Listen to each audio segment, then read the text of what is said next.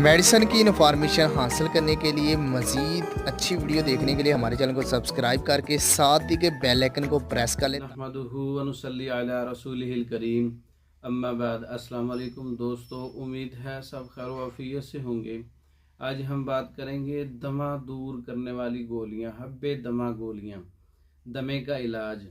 और गोलियां जो है बहुत अच्छा रिज़ल्ट है इनका।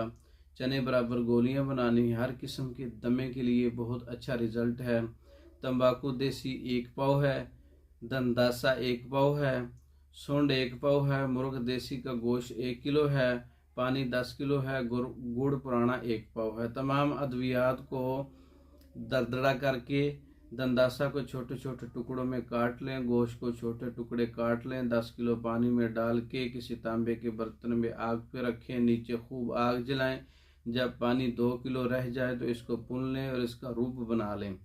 तो इसका रूप बनाते वक्त इसमें गुड़ भी शामिल कर लें। जब गोली बनने के कवाम पर पहुंच जाए तो चने बराबर गोलियां बनाएं।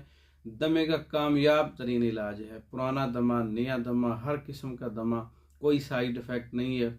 बहुत अच्छी मेडिसन है ये।